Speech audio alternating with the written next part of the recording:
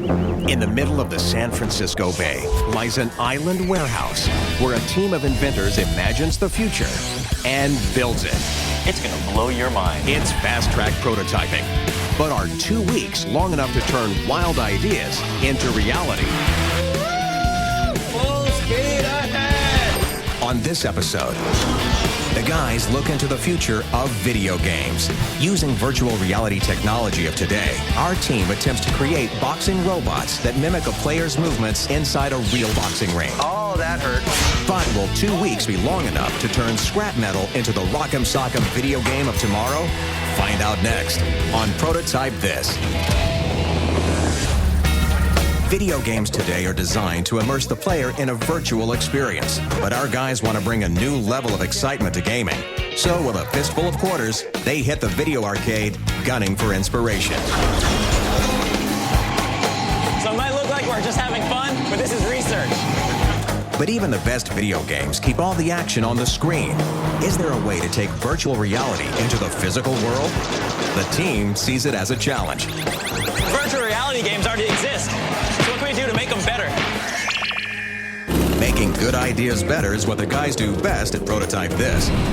So back at the concept table, they knock around the game plan in a brainstorming session. All right, what do you guys got? All right, we came up with a great idea for a prototype, giant boxing robots. Think about virtual reality games, right? It lets you experience things that are too dangerous or unrealistic to do in the physical world. Imagine adding an extra layer of physicality to that. So now it's real robots throwing the punches. Yeah, and we can build the system so the players are outside of the ring using physical boxing movements to control the robots. That way they can stay safe. So there's a lot to do. Where do we start with this? We need to look into motion capture systems and some other types of technology out there to actually let us capture the player's physical movements and ultimately control the robots. Okay, and I'll do the base structure of the robots, either pneumatic or hydraulic, depending on what we choose.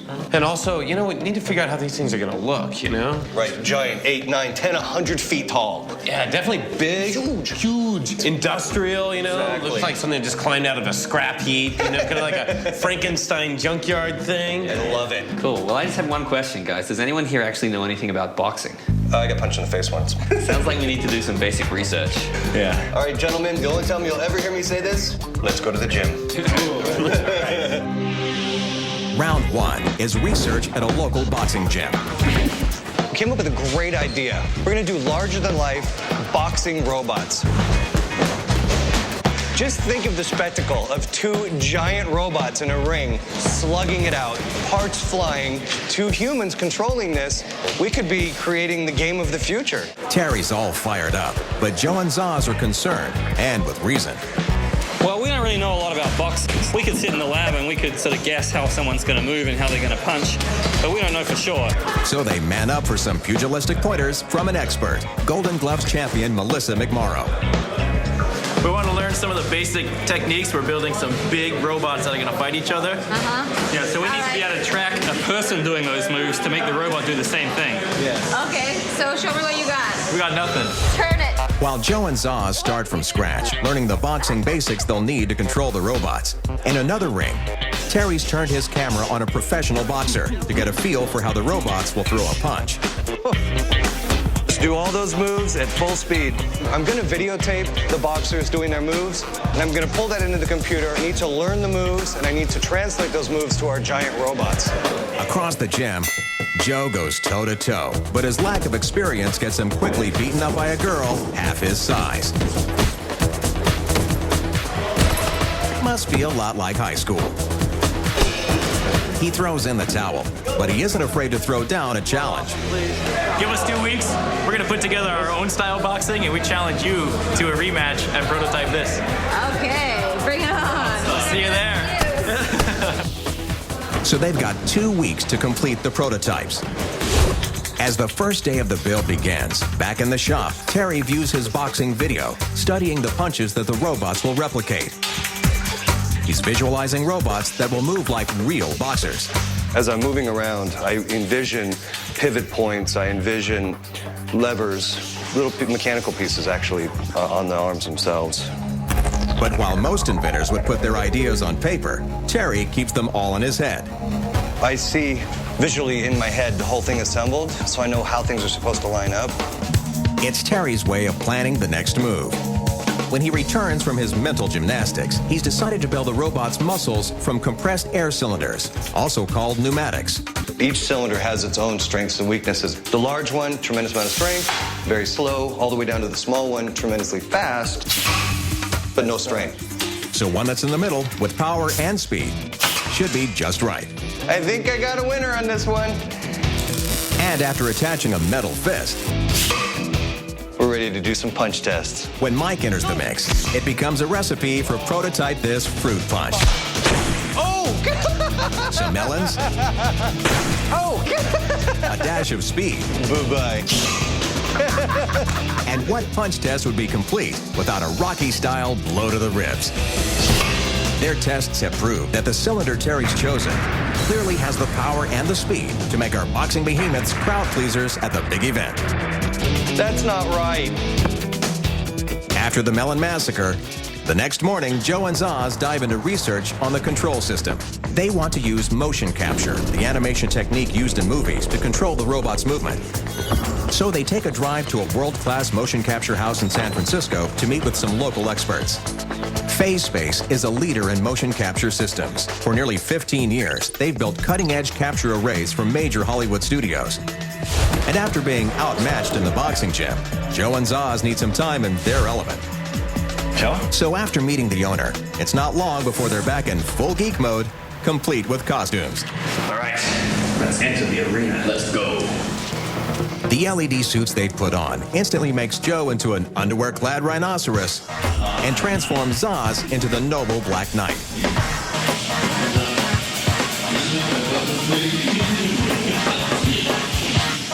The LEDs on the suits are being tracked by a 16-camera array at the rate of 480 times a second to produce Zaz and Joe's animated alter egos. Now to try out some of the moves they learned in the boxing ring. And maybe they'll put the question of man versus underwear-clad beast finally to rest. The LEDs allow us to get the positions, the velocities, and accelerations. And anything that the performer can do, backflips, somersaults, moonwalking, we're able to track and provide in real time. Get up, get up. Hit me really hard. Is that as cool as we felt? This high-dollar system is designed for big-budget films, and although it's very cool, 16 cameras is just too much for our fast-track prototyping. He's really got a nice system. Yeah, I think for us, though, it's maybe a little bit of overkill. You can control finely articulated skeleton with that stuff. And our robots are just going to be blam, blam. It's the second day of the build. Joe and Zaz still don't have a game plan. And while Terry's come out swinging, his plans live only in his mind, leaving our boxing robots with a very long fight ahead. Coming up, the one-camera answer to Joe and Zaz's prayers. Optical glyph tracking. Will it solve all their problems? And later, Oh, that hurt. it's always darkest before the dawn. Not today. Will our boxing robots ever see the light of day? Nothing is working. The Prototype This team has taken on the future of gaming. Giant boxing robots. They're prototyping huge robotic warriors designed to sense a player's shadow boxing moves and translate them into metal-on-metal pummeling power. Zaz and Joe took a crash course in boxing and motion capture. Then Terry and Mike smashed up the shop testing pneumatic muscles for the massive robots. But as they've started building, it's become clear that Terry prefers to build in his own special way. Kind of flying by the seat of my pants. Not measuring anything, I'm just cutting on the fly. After observing a real boxer in the ring, he's visualized how the parts go together, and he's keeping all the plans in his head.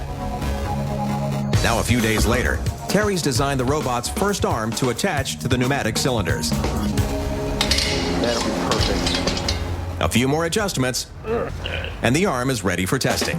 Stand back. What's going to happen? The arm throws a punch like a real boxer, and Mike squeals like a real nerd. That was fast. All right. But despite being bullied by the robotic arm, I want to show the other guys this. he still wants to show it off to the team. Hey, Joe, Zaz. Yo. Hey, we got something pretty cool down here in the shop. You guys want to come down, check it out? Kill the melon. All right, this better be good for interrupting our hard work. We rigged up a little test here to demonstrate Terry's arm. Can I drive? Do we need hard hats? You want to drive? Yeah. All right, Zos. Pull the valve. Just the lever? Yeah. Yeah. And All right, cantaloupe. Wow, that hit perfectly. One arm down, but there's still 2 robots to go. So Terry's not exactly off to a blazing start. With the robots underway, Mike turns his attention to aesthetics. For help designing the robot's look, he's enlisted a secret weapon in his arsenal. Nemo, the robot guy. I headed over to see what Nemo's put together. Nemo's the expert robot builder in the San Francisco Bay Area. Nemo Gould knows robot parts when he sees them. And with his imagination, That's about right for an 8-foot monster, I think. every junkyard is just another robot waiting to come to life. Mike rolls in to see what Nemo's rustled up. All right, so what do you got going on here? You have any body parts? Yeah, we're going to have to clean house a little bit to find them all. This is our robot? Well, not yet. You need the Midas touch. Okay. Hold on. We'll find it. Out of the junk pile, 2 shapes slowly begin to emerge. Oh, I see. That's pretty cool. Looking kind of mean, tough. And while the robots get into fighting shape, Joe and Zaz still haven't answered the opening bell. They've decided that a sophisticated motion capture array was more than this fast-track prototype could handle. But how can they get the same results on a shoestring? Now 4 days into the build, they've finally found the answer. Optical glyph tracking.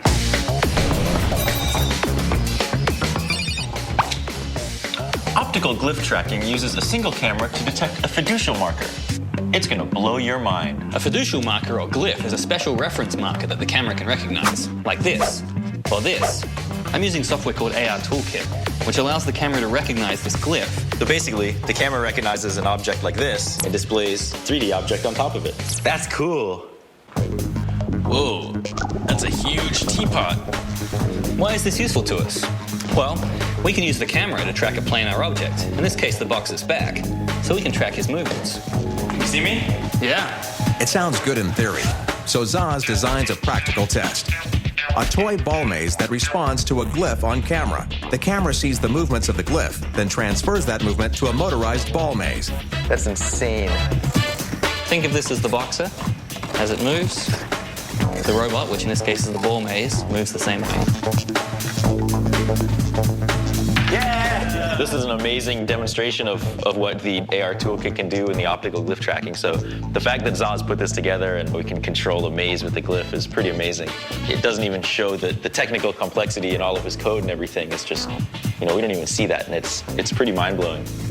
By wearing the glyph on their backs, the players should be able to make their robots duck and weave. It's an ingenious motion capture solution using only 1 camera. But there's still lots of testing to be done before it can mimic a boxer's constant movements. Meanwhile, Terry's in the shop building the first robot torso on the fly. we're going to put into the spine some evading moves, a bit of a twist, side to side and forward to backward. I have to get right onto the spine and make sure that my thoughts and designs are going to truly work. Some steel tubing and a double universal joint make up the backbone. But just when he thinks it's almost finished, Terry discovers some of his improvised measurements are not lining up as planned. If these two plates are not lined up exactly, my next part will not go in. The problem is that the robot's design only exists in Terry's head. There are no concrete plans. Completely destroyed it. And when you're talking about 8 feet of metal boxing behemoth, that can be dangerous. A small deviation at the shoulder is going to translate to something really big down at the hand. With small deviations causing big problems. That arm's done. Terry's lack of planning could leave our prototypes without a fighting chance. Coming up. Something about this program I don't trust. The robot prototypes start coming to life. It's alive! Oh, that hurt. And later, Terry suffers some sleepless nights. It's 5 in the morning. I pulled an all-nighter. Oh, I'm officially completely ready for a nap. Will he wake up enough to get our prototypes to the ring on time? At Prototype This, we're 1 week into our quest to prototype the future of gaming. A pair of giant boxing robots that interactively respond to a player's movements outside the ring. As the first week comes to a close, Mike arrives with Nemo, and they brought a very special delivery. Ooh, they're gonna love them.